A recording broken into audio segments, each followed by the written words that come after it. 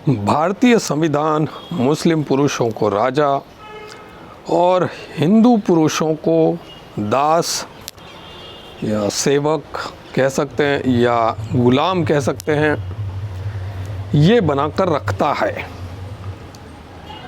भारतीय संविधान मुस्लिम पुरुषों को राजा बनाकर रखता है और हिंदू पुरुषों को दास, सेवक, गुलाम, ये शब्दावली आप यूज़ कर सकते हैं, वो बनाकर रखता है भारतीय संविधान। मैं ऐसा क्यों कह रहा हूँ? देखिए, भारतीय संविधान जो है वो मुस्लिम पुरुषों को 4 शादियाँ करने की स्वतंत्रता देता है लीगली, और हिंदू पुरुषों को लीगली सिर्फ एक ही शादी करने की छूट है। एक समय में एक ही पत्नी रख सकता है लीगली, जबकि मुस्लिम पुरुष एक समय में 4 पत्नियां रख सकता है। पोलीगामी जो होता है, पोलीगामी क्या होता है? बहुपत्नी प्रथा, एक से ज़्यादा पत्नियां रखना। एक से ज़्यादा पत्नियां रखना, ये सुविधा किसको मिलती है? कौन कर सकता है? ये सिर्फ राजा कर सकते हैं। एक राजा को ही ये छूट रहती है कि वो जितनी चाहे उतनी पत्नियां रख सकता है। ये बहुत गहरा कॉन्सेप्ट है कि पोलीगामी सिर्फ राजा रख सकता है, प्रजा नहीं रख सकती, है ना। प्रजा अगर पोलीगामी में आ जाएगी तो एक पुरुष के लिए ढेर सारी स्त्रियां लगेगी, मतलब सेक्स रेशियो उतना ज़्यादा होना चाहिए स्त्रियों का। तो अगर पोलीगामी, कोई प्रजा ही पूरी पोलीगामी पर को मानने लग जाए, उसको लागू करने लग जाए जीवन में, तो असंतुलन आ जाएगा इस दुनिया में भारी।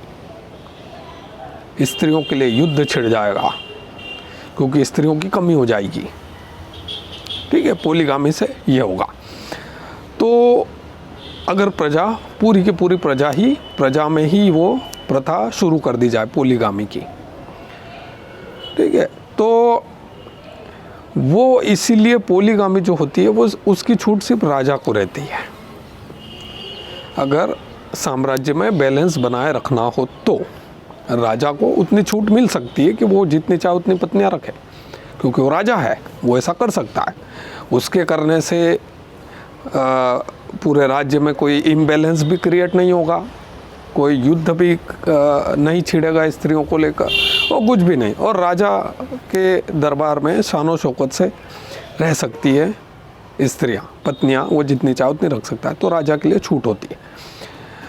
आप सोचिए कि एक तो इस्लाम प्रत्येक मुस्लिम पुरुष को राजा बनाता है, ये खूबी है इस्लाम की।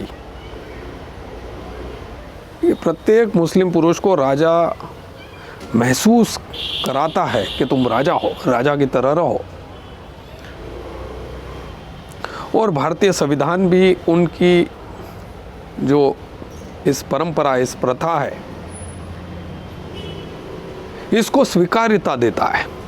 तो भारतीय संविधान जो है वो भी चूंकि 4 शादियां करने की छूट दे रहा है, तो वो भी मुस्लिम पुरुषों को राजा बनाकर बैठा है।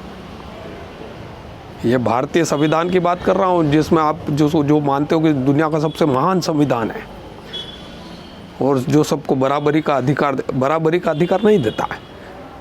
ये मुस्लिम पुरुषों को राजा बनाकर रखता है जब तक कानून सबके लिए बराबर ना हो जाए।